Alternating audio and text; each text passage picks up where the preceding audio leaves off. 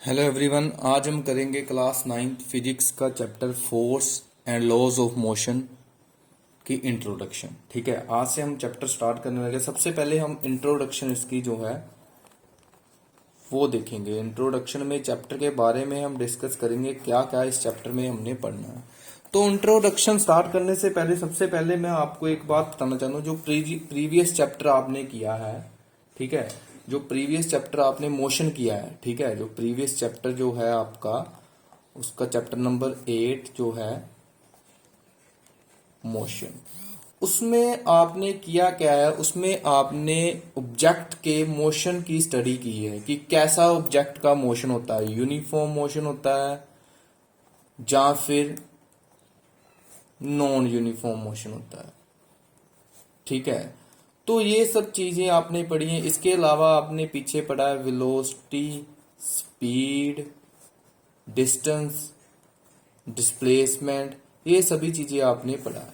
ठीक है, तो पीछे आपने जब पढ़ा मोशन के बारे में, कैसा मोशन होता है, acceleration, accelerated motion, uniform acceleration motion, uniform circular motion, ये सभी आपने मोशन को स्टडी की है पिछले चैप्टर में। लेकिन तब आपने रीजन नहीं फाइंड आउट किया कि इन मोशन होने के पीछे, इसके पीछे रीजन क्या है।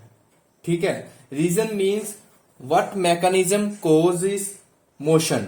ठीक है, व्हाट मैकेनिज्म कॉजेस मोशन, कौन सा मैकेनिज्म है जो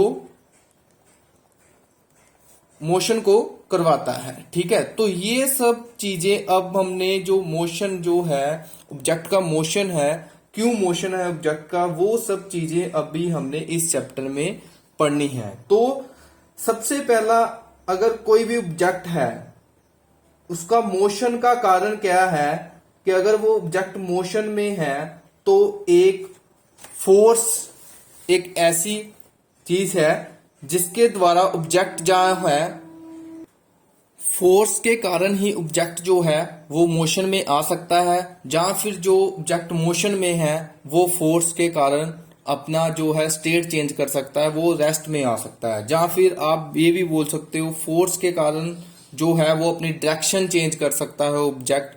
तो बेसिकली हम इस चैप्टर में पहले तो पढ़ेंगे फोर्स के बारे में, फोर्स क्या है। ठीक है, उसके बाद इस चैप्टर में देखो, सबसे पहले जो आइडिया था, साइंटिफिक आइडिया था regarding the motion of object, वो हमें बताया था गलीलियो एंड इसाक न्यूटन ने। ठीक है, सबसे पहले जो गलीलियो था उसने स्टडी की थी, जो ऑब्जेक्ट का मोशन था उसको लेकर उन्होंने बताया था क्या कारण है कि ऑब्जेक्ट मोशन में होते हैं। ठीक है, उसके बाद फिर इसाक न्यूटन ने इसे कंटिन्यू किया, तो उन्होंने 3 लॉ दिए मोशन के, जो कि फंडामेंटल लॉज हैं मोशन के। वो 3 law, first law, second law और थर्ड लॉ ऑफ मोशन जो है वो हम इस चैप्टर में डिस्कस करेंगे। लेकिन स्टार्टिंग जो है वो हम फोर्स से करेंगे। फोर्स क्या है, ठीक है।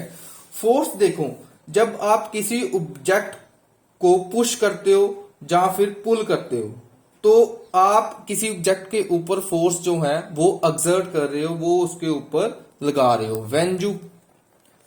व्हेन यू पुश और पुल,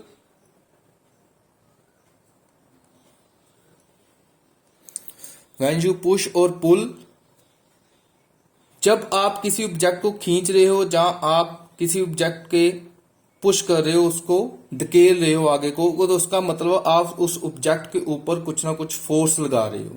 ठीक है, और वो फोर्स क्या कर सकती है, फोर्स, अगर आप किसी ऑब्जेक्ट के ऊपर फोर्स लगा रहे हो तो वो क्या कर सकती है, किसी ऑब्जेक्ट को मूव करवा सकती है।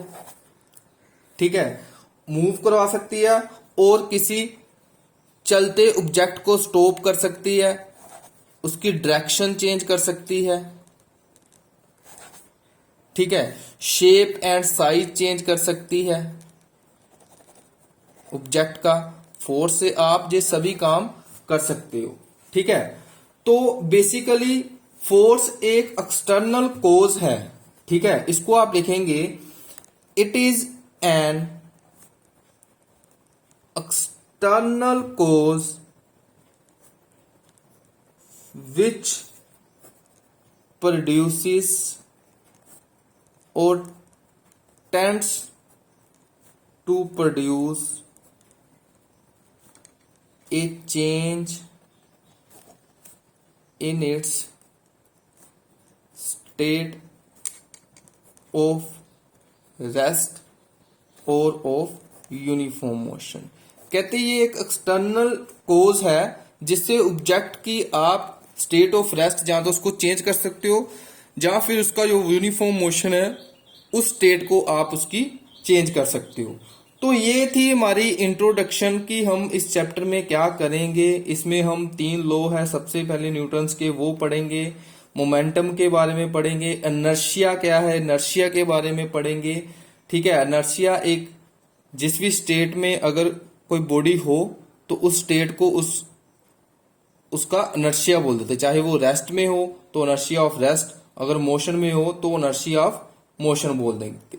ठीक है, तो ऐसे frictional forces, balanced, unbalanced forces, ये सभी चीजें हम इस चैप्टर में पढ़ेंगे। तो ये थी हमारी इंट्रोडक्शन। नेक्स्ट वीडियो में हम इस चैप्टर की फोर्स की डेफिनेशन से स्टार्ट करेंगे।